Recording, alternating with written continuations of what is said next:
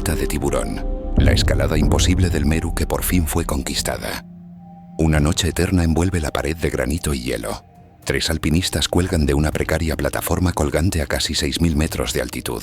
El viento gélido del Himalaya azota sus rostros cansados y la temperatura ha descendido a menos 20 grados Celsius.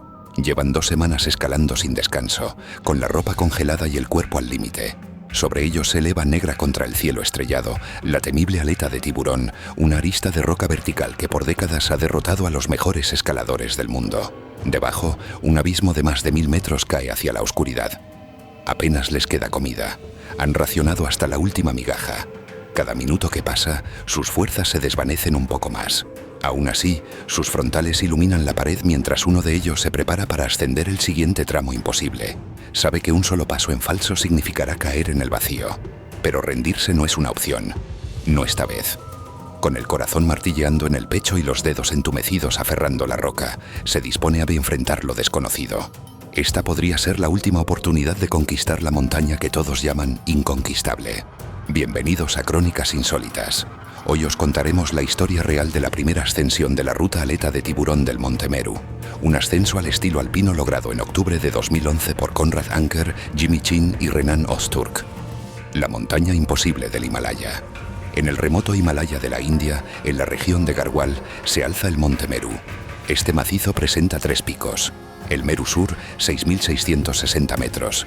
El Meru Norte, 6.450 metros. Y el Meru Central, de 6.310 metros de altitud. A pesar de no ser de los 8000 ni la montaña más alta, Meru Central posee en su cara noroeste una formación que se ganó fama temible en el mundo del alpinismo. La aleta de tiburón. Se trata de un pilar de granito de unos 1.300 metros de altura, afilado y apuntando al cielo como la aleta dorsal de un tiburón gigante. Su perfil inconfundible domina el paisaje sobre el glaciar Gangotri y desafía abiertamente a quien ose escalarlo. ¿Por qué la aleta de tiburón ha sido considerada durante años la escalada más difícil del mundo en su categoría? Por varias razones. En primer lugar, su ruta combina prácticamente todas las técnicas de escalada existentes. Escalada alpina sobre hielo y nieve en la base. Escalada técnica en roca de gran pared en la sección superior e incluso tramos de escalada artificial extrema donde los escaladores deben progresar colgándose de seguros temporales en fisuras diminutas. Esta diversidad obliga a quien lo intente a ser un alpinista excepcionalmente completo, dominando por igual el hielo vertical, la escalada libre en roca y el uso de estribos y anclajes de expansión en largos de dificultad A4. En pocas palabras, la ruta exige un arsenal técnico amplísimo y llevar equipo muy variado y pesado a grandes altitudes. En segundo lugar, la altitud y el clima añaden una capa brutal de desafío. A más de 6.000 metros, el aire contiene poco oxígeno. Las temperaturas durante el día difícilmente superan los menos 20 grados Celsius y por la noche descienden aún más. El frío extremo entumece los músculos y convierte tareas simples, como abrocharse un mosquetón o hervir nieve para beber, en pruebas de paciencia. Las tormentas en el Himalaya son legendarias. Nevadas súbitas pueden dejar metros de nieve nueva, avalanchas y vientos huracanados que atrapan a los escaladores por días. La aleta de tiburón, orientada al noreste, recibe poco sol y es azotada por las intempestivas tormentas del postmonzón. Un mal clima prolongado puede significar la muerte por congelación o hambre para los escaladores en la pared. Finalmente, está la historia misma de sus innumerables intentos fallidos. Las grandes paredes himalayicas de esta dificultad se cuentan con los dedos de una mano, y durante décadas nadie había logrado escalar la aleta de tiburón hasta la cima. Era una espina clavada en la comunidad montañera. El famoso escritor y alpinista Jon Krakauer la llamó el anti-Everest, refiriéndose a que mientras el Everest es abordado con éxito por cientos de personas cada año, la aleta de tiburón había visto más intentos fracasados que cualquier otra ruta en el Himalaya. Este pilar se convirtió en una obsesión para múltiples generaciones de escaladores de élite, una vía mítica que derrotaba una y otra vez a quienes osaban desafiarla. En el ambiente de los alpinistas de gran nivel, conquistar esta ruta se consideraba un santo grial, un logro que inscribiría el nombre del equipo vencedor en la historia junto a las mayores gestas de la escalada. Sueños y fracasos en la aleta, antecedentes de una obsesión.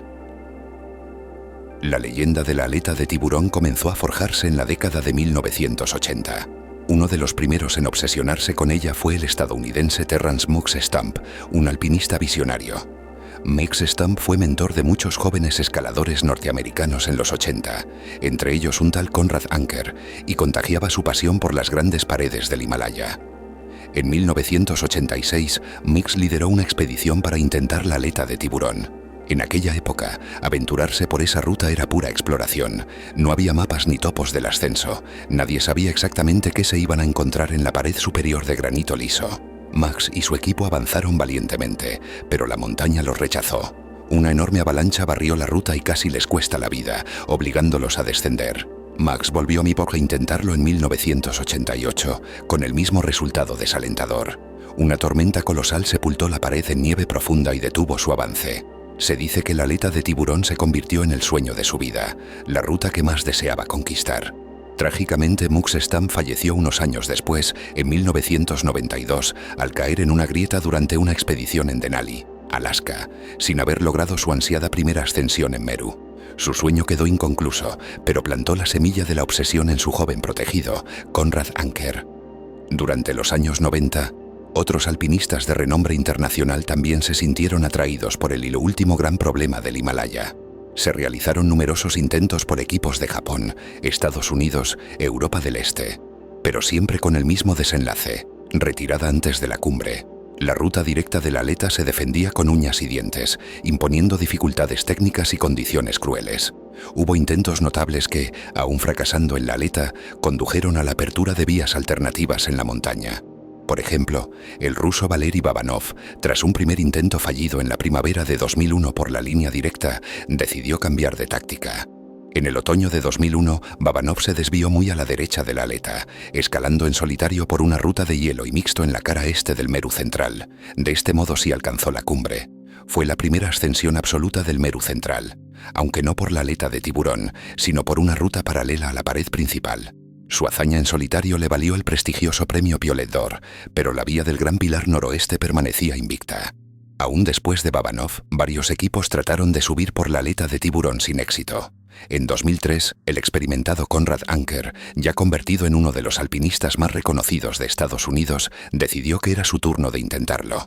Conrad, nacido en 1962, había escalado por todo el mundo, incluyendo varias ascensiones al Everest, y deseaba honrar la memoria de su amigo Mux Stam completando aquel sueño pendiente. Conrad Anker lideró en 2003 una expedición junto a Bruce Miller y Doc Chabot para probar suerte en la aleta. Su enfoque fue de estilo alpino puro, ligeros y rápidos, llevando lo mínimo indispensable, con la idea de escalar la pared del tirón sin establecer campamentos fijos. Comenzaron escalando la parte baja de la ruta, una larga pendiente nevada de unos 700 metros seguida de una rampa rocosa, y progresaron con buen ritmo.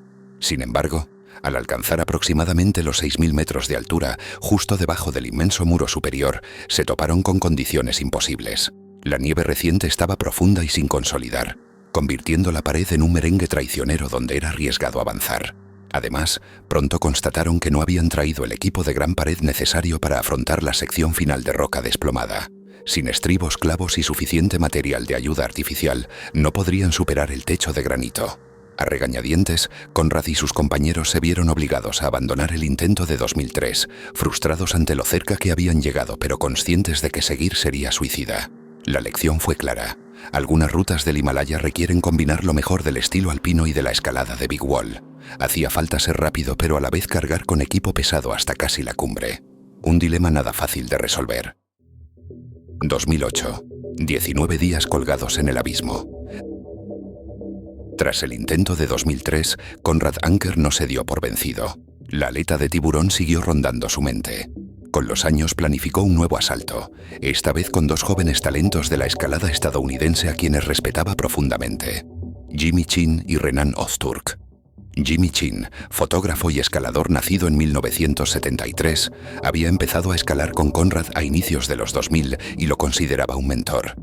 Jimmy aportaba experiencia en grandes paredes de roca.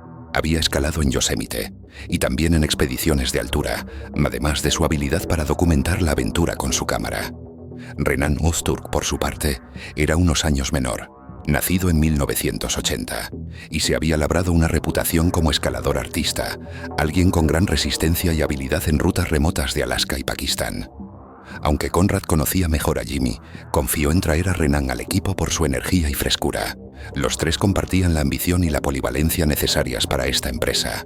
En septiembre de 2008, Conrad Anker, Jimmy Chin y Renan Ozturk llegaron al campo base del Meru, dispuestos a enfrentarse a la legendaria aleta de tiburón. Su estrategia en 2008 fue un híbrido. Sabían que no podían subir en estilo asedio tradicional, con muchos porteos y cuerdas fijas instaladas por adelantado, ya que no tenían ese apoyo logístico. Pero tampoco querían ir tan ligeros como en 2003 y quedarse sin medios en la gran pared. Así que optaron por un estilo alpino cápsula.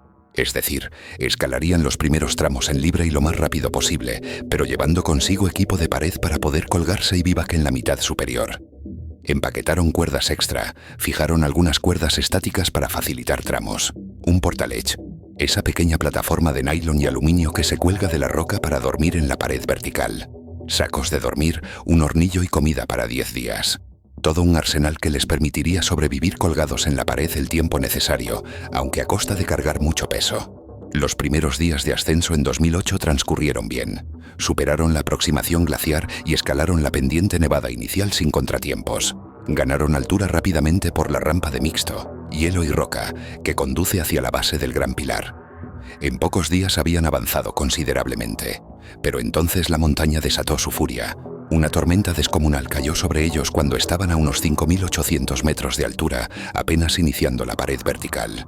Nevó durante casi una semana entera. Día tras día vientos huracanados lanzaban nieve y hielo contra el trío, obligándolos a permanecer refugiados en su portaledge, una pequeña tienda colgante, durante 5 días interminables. Fuera caían más de 2 metros de nieve, unos 6 pies, acumulándose sobre sus anclajes y convirtiendo la pared en un enorme témpano blanco. La magnitud de la tormenta fue tal que paralizó a todas las expediciones en el Himalaya ese otoño. Literalmente la montaña cerró el paso a todos durante esos días. Conrad, Jimmy y Renan soportaron la tormenta como pudieron, aislados en la inmensidad. Dentro de la tienda colgante, apiñados durante horas y horas, mantenían el ánimo contando historias y soñando con comida caliente. Sabían que sus provisiones eran limitadas, así que comenzaron a racionar severamente los alimentos. Lo que estaba pensado para 10 días debían estirarlo al máximo. Cada uno quizás comía un puñado de frutos secos y unos sorbos de líquido al día, reservando lo mínimo para aguantar. Su mundo se redujo a ese pequeño refugio pendiendo del vacío, sacudido por el viento, con el bramido de la tormenta como banda sonora continua. Las esperanzas de cumbre parecían desvanecerse con cada día atrapados ahí. Finalmente, tras casi una semana, el temporal cedió. Cuando al fin asomó de nuevo el sol en la pared, los 3 escaladores emergieron de su vivac congelado, agotados pero determinados a continuar el ascenso. Llevaban ya más de 10 días en la montaña, la mayoría sin avanzar, pero no querían renunciar después de haber resistido tanto. Reemprendieron la escalada con renovada determinación, lidiando ahora con toneladas de nieve fresca cubriendo la roca. A pesar de esas condiciones, lograron superar el punto más alto alcanzado por Conrad en 2003, adentrándose en terreno donde nadie había estado antes en la aleta de tiburón. Cada metro ganado ahora era histórico, pero también incrementaba el riesgo. Conforme ascendían la sección superior, la dificultad técnica aumentaba dramáticamente. Se enfrentaban al gran muro desplomado de granito, un tramo tan vertical que queda invertido en algunos puntos, exigiendo escalada artificial de alto grado. Allí no hay repisas ni lugares cómodos. Tuvieron que colgarse de seguros temporales uno tras otro, progresando lentamente. Además, sus cuerpos ya estaban al límite. La prolongada estancia en altura y la inanición comenzaban a hacer mella.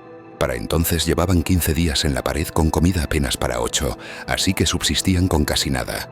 Habían perdido peso, sus fuerzas flaqueaban y algunos empezaban a mostrar signos de congelaciones leves en dedos de pies y manos. Aún así, empujados por la obstinación y quizás por la cercanía de la meta, lograron acercarse muchísimo a la cumbre. Tras 19 días extenuantes en la pared, Conrad, Jimmy y Renan llegaron a un punto altísimo, calculado a unos 150 metros por debajo de la cima del Meru central. Estaban a solo 2 largos de cuerda de lograrlo. Desde allí ya podían ver la cumbre asomando sobre ellos. Pero quedaba un último obstáculo. Debían superar 2 largos finales sumamente técnicos y posiblemente vivaquear una noche más antes de coronar. Era ya el día 19 de expedición, la tarde caía y los 3 montañistas estaban al borde del colapso físico. No tenían prácticamente comida ni agua, y la temperatura descendía rápidamente con la llegada de la noche. Continuar significaba tener que pasar otra noche a esa altitud sin alimento ni calor suficientes, lo que probablemente sería fatal en su condición actual. Conrad, el líder, evaluó la situación fríamente. La montaña les estaba planteando un dilema cruel entre la gloria o la vida. Con el corazón roto, tomaron la decisión más difícil de sus carreras: renunciar cuando la cumbre estaba a pocos metros de altitud. Aquello debió sentirse como una pesadilla. Después de sobrevivir a tantas penurias, dar la vuelta tan cerca de la meta. Entre la vida y la cima, eligieron la vida. Esa noche, con enorme amargura, comenzaron un descenso en rappel interminable bajo la oscuridad. Rapelaron toda la noche desde esa altura final hasta su último campamento colgante más abajo. Llegaron de madrugada al vivac, derrumbados física y emocionalmente. Habían pasado 19 días colgados en el abismo para al final ceder la victoria a la montaña. Cuando finalmente regresaron al campo base, la desilusión era inmensa. Los 3 escaladores estaban demacrados. Habían perdido cada uno alrededor de 10 kilogramos de peso en esas casi 3 semanas colgados. Despidiéndose del Meru, Jimmy Chin pronunció con amargura una frase reveladora. Tal vez esta ruta no estaba destinada así a ser escalada. Yo no voy a volver. Para él, en ese momento, la aleta de tiburón parecía una causa perdida, una obsesión maldita que casi les cuesta la vida. Conrad Anker, más experimentado en tragos amargos, asimiló la derrota con la idea de que quizá la montaña simplemente no les permitió subir aquella vez.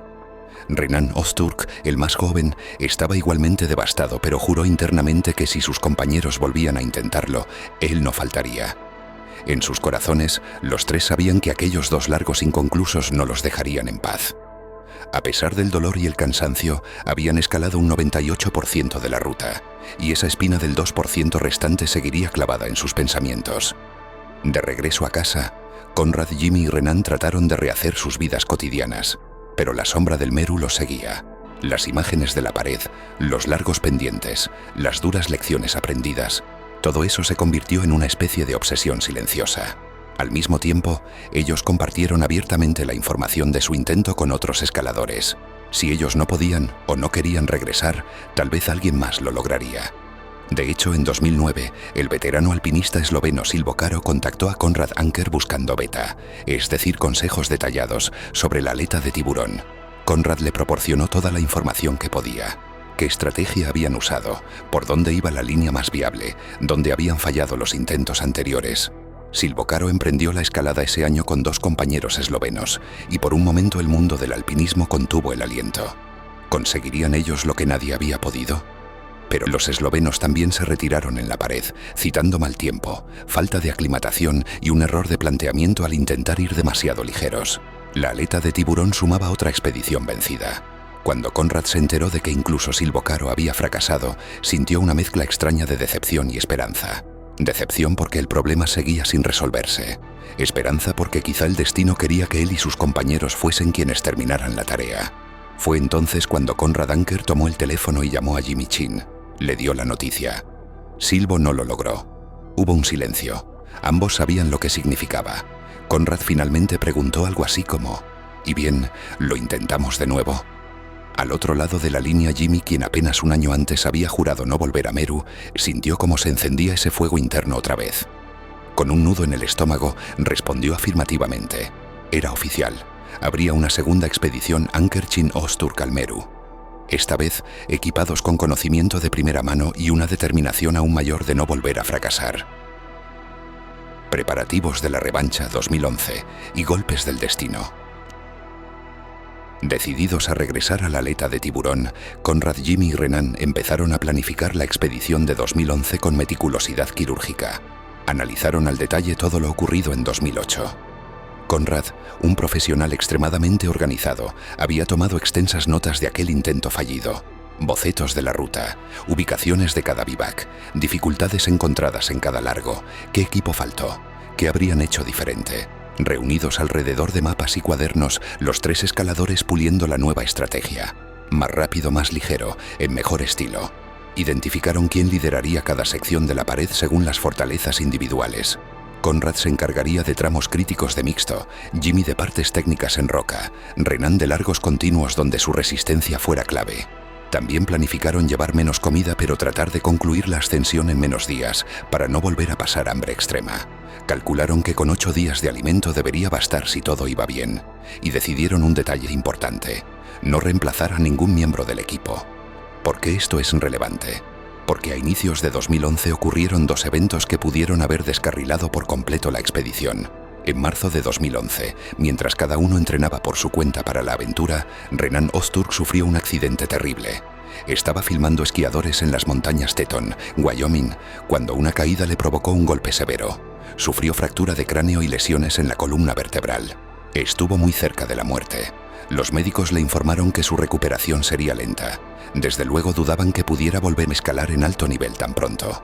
Tan solo 4 días después de ese incidente, Jimmy Chin quedó atrapado en una avalancha mientras filmaba en la misma zona. Milagrosamente, Jimmy salió prácticamente ileso de toneladas de nieve que lo arrastraron, apenas unos rasguños. Pero el susto fue mayúsculo. En cuestión de una semana, 2 de los 3 integrantes habían visto la muerte de cerca. Conrad Anker, al enterarse, seguramente se preguntó si el universo le estaba enviando un mensaje para cancelar el proyecto. Sin embargo, ni Jimmy ni Renan estaban dispuestos a eso. Renan Ozturk, en particular, mostró una determinación asombrosa. Contra todo pronóstico médico, se sometió a una rehabilitación intensa con un solo objetivo: llegar a tiempo para Meru en otoño. Durante meses, trabajó en recuperar movilidad, en fortalecerse físicamente. Su espíritu de lucha fue impresionante. Aunque tenía secuelas serias, trauma craneal y cervical, en 5 o 6 meses se puso de pie con su mochila listo para ir a la expedición. Jimmy Chin también, tras sobrevivir a la avalancha, parecía aún más comprometido a perseguir la cima que se les escapó. Conrad debatió si quizás debían buscar otro tercer miembro más sano para no poner en riesgo a Renan. Pero la química del trío era especial. Habían compartido la adversidad de 2008 juntos, habían establecido un lazo de amistad y confianza en la prueba de bombas. Los 3 sabían que debía ser el mismo equipo quien derrotara a la aleta de tiburón. En palabras de Jimmy: pudimos haber llevado a otra persona, pero era importante para nosotros que estuviera Renan. Esto era algo de los 3. Conrad coincidió. Incluso admitió que objetivamente, un equipo de solo 2 hombres quizá habría escalado más rápido, pero que regresar juntos los 3 era parte fundamental de la misión. Esa lealtad y espíritu de cordada dicen mucho de ellos.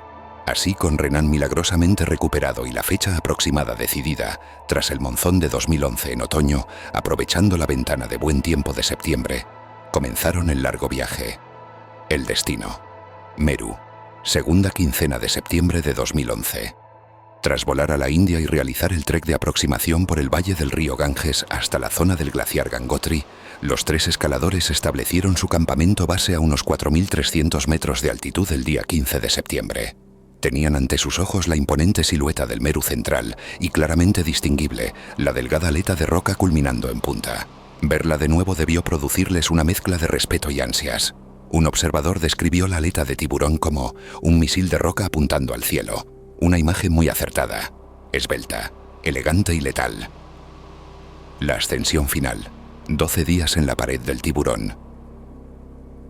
El 21 de septiembre de 2011, Conrad, Jimmy y Renan iniciaron la escalada desde el campo base avanzado. Esta vez, el clima se mostró benévolo desde el principio. Cielos despejados y aire frío y seco les acompañaron, justo lo que necesitaban. Comenzaron el ascenso con energía, aplicando todas las mejoras planeadas. En las primeras 48 horas de escalada lograron lo increíble: recorrieron la misma distancia que les había tomado 6 días en 2008. Gracias a la ausencia de tormentas y al conocimiento previo del terreno, avanzaron a un ritmo vertiginoso. En solo 2 días ya superaron la sección de pendiente nevada inicial y se establecieron alrededor de los 5.200 metros, en una repisa apodada de Balcony. El Balcón, que sería su campamento 1. Desde allí, la vista al abismo y al valle era espectacular, pero apenas tuvieron tiempo de contemplarla. Su mirada estaba fija hacia arriba, en la muralla que se alzaba sobre ellos. Del balcón en adelante, la ruta entraba en terreno vertical mixto y roca. Ascendieron largos de hielo empinado y esquivaron seracs, luego se internaron en un sistema de diedros y fisuras de roca sólida. Tras otros 2 días intensos de escalada técnica impecable, lograron instalar un campamento 2 colgante a unos 5.800 metros de altura, en la base del gran muro final. Este vivac no era más que su portalech colgado de anclajes en una pared lisa, un verdadero nido de águilas colgando del vacío. Hasta allí habían llegado en 6 días desde el inicio. Toda la mitad inferior de la ruta estaba ya conquistada. Iban significativamente más rápido que en 2008 y aún les quedaban provisiones suficientes. La moral del equipo era alta. Sabían que ahora comenzaba la verdadera prueba. La aleta de tiburón en sí, el pilar vertical de arriba. La sección final, que se extendía desde los aproximadamente 5.800 metros hasta la cumbre a 6.310 metros, es la que tantos antes ni siquiera lograron tocar. Los 3 alpinistas la tenían justo sobre sus cabezas. Un desplome casi continuo de roca granítica con pocas fisuras evidentes y bloques precarios. Es tan empinada que una persona colgada en esa pared se encuentra literalmente suspendida en el aire, con metros y metros de vacío directo debajo de sus pies. Conrad, Jimmy y Renan apodaron a la primera parte de ese muro como la pared del Océano Índico, por la sensación de estar navegando en mitad de un inmenso vacío azul al escalarlo. Allí sabían que tendrían que recurrir extensamente a la escalada artificial de grado A4, lo que significa colocar seguros provisionales, frens pequeños, pitones, ganchos en microfisuras y confiar el peso a ellos para progresar. Un largo A4 bien puede llevar muchas horas para unos pocos metros, dada la complejidad y el peligro.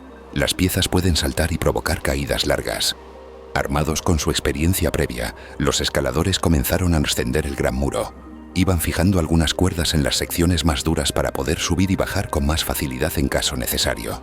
Fueron empalmando tramos que en 2008 les habían tomado mucho tiempo. Por ejemplo, en aquel intento inicial habían dividido ciertos largos difíciles en secciones más pequeñas. Ahora, con la confianza adquirida, lograron encadenar esas secciones en largos continuos, ahorrando tiempo y esfuerzo. Cada uno de los 3 asumía el liderazgo según el terreno. Conrad lideraba en los pasajes más complejos de mixto. Jimmy se hacía cargo en los tramos de artificial pura en roca, donde su experiencia en Big Walls era valiosa. Renan cargaba con muchas de las tareas de equipar y jumarear, ascender por las cuerdas fijas, con su resistencia incansable, además de filmar fragmentos de la aventura. La compenetración era total. Aún así, cada día en la pared superior era una batalla psicológica. Como contaría después Jimmy Chin, la duda nos nublaba la mente cada día al volver a escalar aquellos AMA4 precarios y mixtos difíciles. Aunque bromeábamos diciendo que estábamos haciendo una especie de red point alpino de la ruta, refiriéndose a completarla tras un intento fallido, como se hace en escalada deportiva, en el fondo temíamos que algo fuera a salir mal nuevamente. Ninguno lo decía en voz alta, pero el fantasma del fracaso pasado rondaba en cada racha de viento. En medio de esa tensión, sufrieron un percance que pudo haber sido desastroso. Una de las barras del portalegge se partió por la mitad, probablemente por fatiga del material o a un golpe. La pequeña plataforma colgante que era su hogar pendía deformada. Sin un portalegge funcional, no tendrían dónde dormir cómodamente en la pared. Cualquier otro quizás habría entrado en pánico, pero estos escaladores eran increíblemente ingeniosos. Improvisaron una reparación. Tomaron tornillos de hielo y cintas y los usaron a modo de férula para entablillar la barra rota. Funcionó. Con ese apaño creativo, lograron seguir usando el portalegge el resto de la ascensión. Este incidente anecdótico muestra el nivel de compromiso. Nada los iba a detener esta vez, ni siquiera un campamento roto en mitad del vacío. Después de varios días exigentes en la pared superior, la cumbre estaba a la vista. Llevaban 10 días de escalada continua desde el inicio. Hasta ese momento, el clima había permanecido estable. Cielos claros, aire frío, ni una nevada. Gracias a esa ventana de tiempo perfecto cubrieron en un día tramos que antaño habrían tomado muchos más. Sin embargo, la montaña quiso probarlos una vez más antes del final. En la tarde del día 10, justo cuando se preparaban para lanzar el ataque final a la cumbre, el tiempo cambió repentinamente. El cielo se encapotó y comenzó a nevar con viento fuerte. Una pequeña tormenta local los azotó. Refugiados de nuevo en su portalegge, recién reparado por suerte, Conrad, Jimmy y Renan sintieron un déjà vu inquietante. ¿Se repetiría 2008? La estructura colgante se sacudía contra la roca con las rachas de viento y los recuerdos de aquellos días interminables atrapados regresaron a sus mentes. En silencio, rezaron para que esta nevada no durara demasiado. No había comunicación fácil con el campo base, así que solo dependían de su instinto y de observar el cielo. A medianoche, asomando la cabeza por la abertura de la tienda colgante, vieron algo esperanzador. El viento cesó y el manto de nubes empezaba a romperse, dejando entrever las estrellas. El mal tiempo se había ido tan rápido como llegó. Comprendieron que esa era la señal y su oportunidad. Debían moverse ya, antes de que el clima cambiara de opinión de nuevo. Sin esperar al amanecer, decidieron iniciar el ascenso final en la oscuridad. A las 2 de la mañana del 2 de octubre de 2011, se despertaron a la helada noche, se colocaron el equipo y emprendieron el asalto a cumbre bajo un cielo despejado y lleno de estrellas.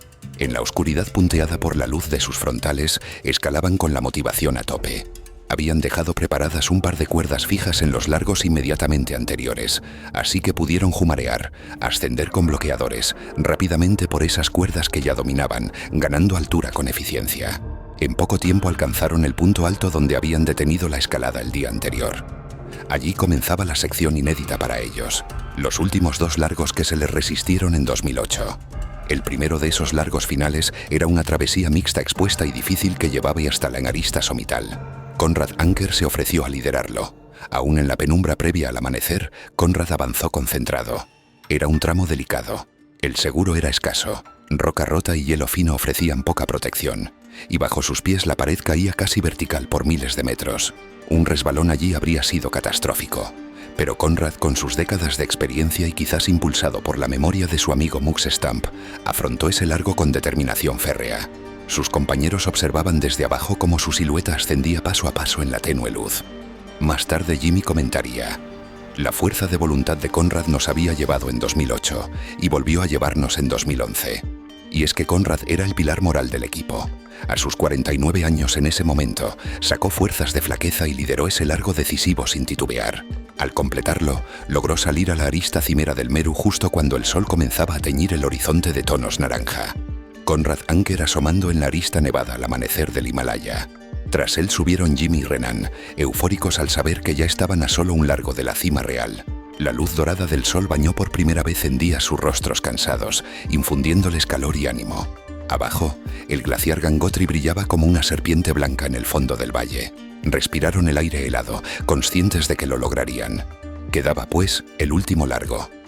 Por fortuna resultó ser relativamente sencillo comparado con todo lo anterior.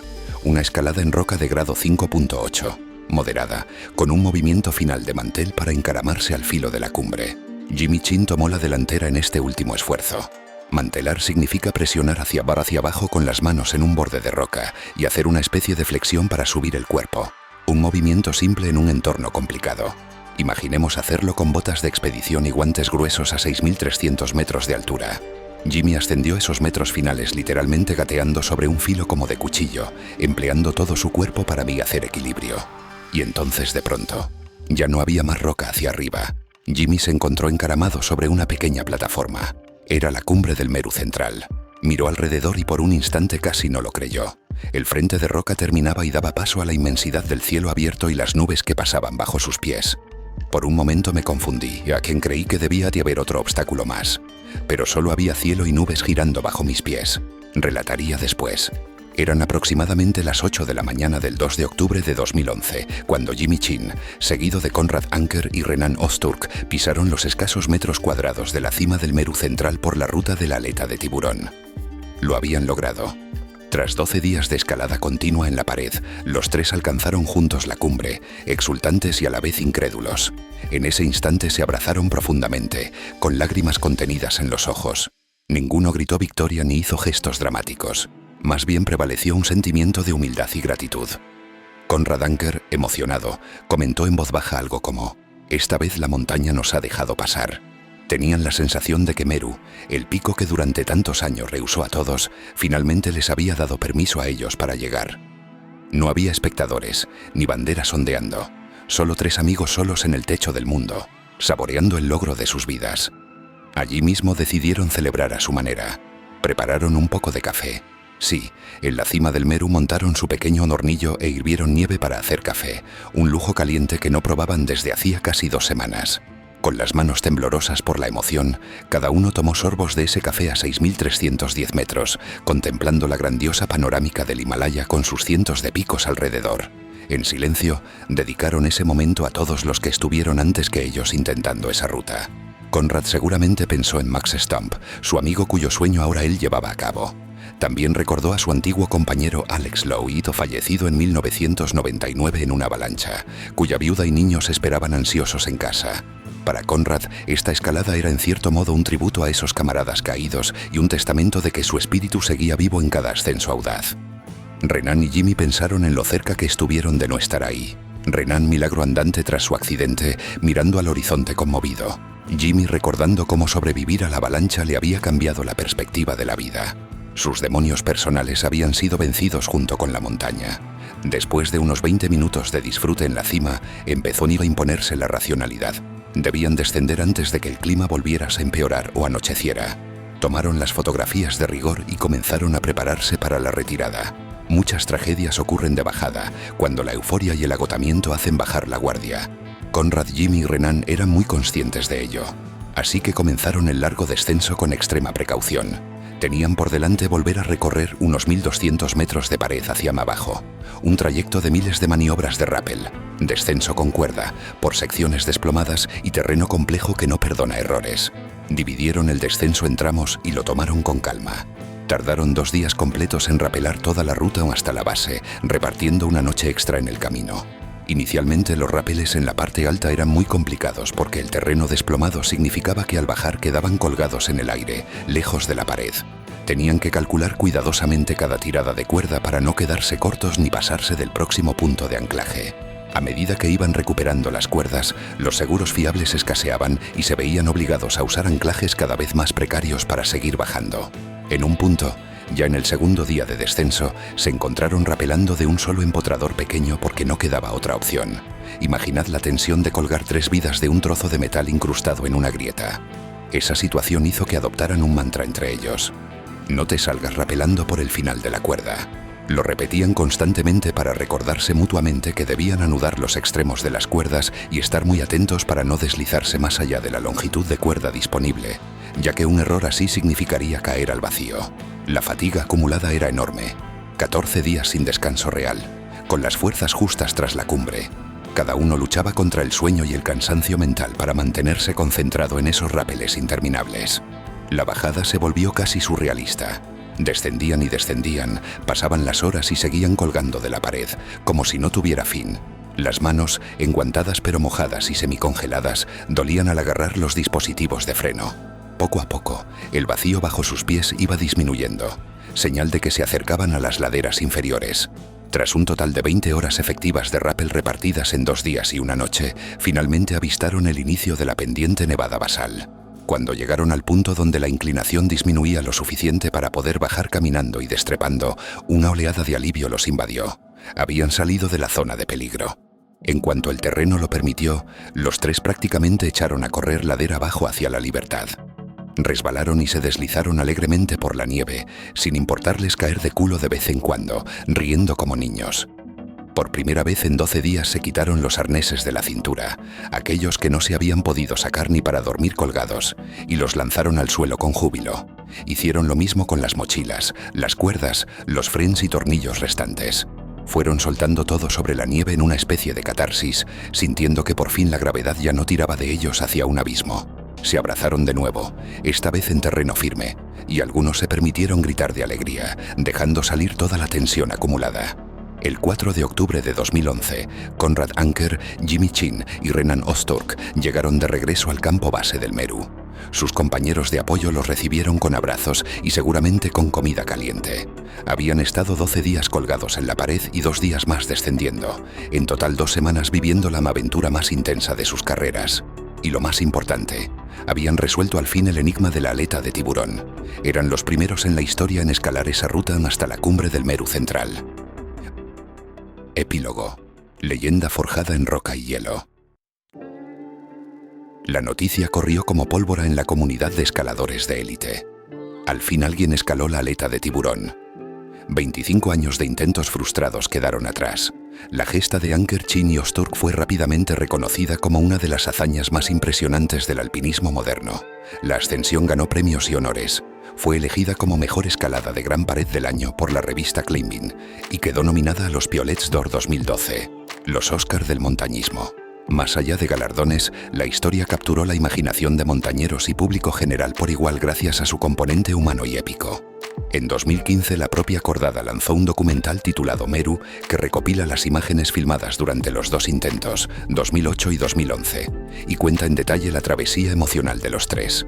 La película ganó el premio del público al mejor documental en el Festival de Sundance, llevando esta increíble historia a una audiencia mucho mayor. Quienes la ven quedan conmovidos no solo por la dureza de la escalada, sino por la perseverancia, muy poca amistad y pasión que transmiten Conrad, Jimmy y Renan en pantalla. Se aprecia claramente cuánto significaba para ellos esta montaña. Conrad confiesa que para él era un tributo a su amigo Mox Stump, un asunto personal inconcluso. Jimmy reflexiona sobre cómo enfrentó sus miedos y aprendió a confiar plenamente en sus compañeros. Renan demuestra que la mente puede imponerse al cuerpo cuando hay un objetivo poderoso que te inspira. Al día de hoy, la ruta de la aleta de tiburón en el Meru continúa siendo repetida muy pocas veces o ninguna. Es posible que durante más de una década ningún otro equipo haya logrado aún la segunda ascensión por esa línea directa. Eso habla del nivel excepcional de dificultad que tiene. La vía quedó allí como un legado perdurable de 3 alpinistas que se atrevieron a soñar en grande y no se rindieron. Pasaron de la derrota más desgarradora en 2008 a la victoria más dulce en 2011, probando que incluso lo imposible puede hacerse realidad con la combinación adecuada de experiencia, trabajo en equipo, paciencia y un toque de buena suerte. Esta historia de la primera ascensión de la aleta de tiburón nos deja varias lecciones inspiradoras. Nos recuerda el valor de persistir ante el fracaso. Conrad, Jimmy y Renan estuvieron a punto de abandonar para siempre ese sueño, pero supieron volver más sabios y determinados. Al final, contemplamos cómo 3 hombres corrientes en lo cotidiano, pero gigantes en corazón y coraje, conquistaron una montaña que durante años se consideró invencible. La aleta de tiburón del Meru ya no es una ruta imposible. Ahora es símbolo de que los límites existen para ser desafiados. Y a nosotros, amantes de las crónicas insólitas, nos queda la inspiración de su aventura. Si encaramos nuestras propias montañas imposibles con la mitad de la pasión y perseverancia que tuvieron Conrad Anker, Jimmy Chin y Renan Ozturk, quizá descubramos que ningún sueño es realmente inalcanzable. Gracias por escuchar esta épica historia en Crónicas Insólitas. Si te ha gustado, te invitamos a suscribirte a nuestro canal. Sigue con nosotros para más relatos de aventuras reales que superan la ficción. Hasta la próxima y que las cumbres os inspiren siempre.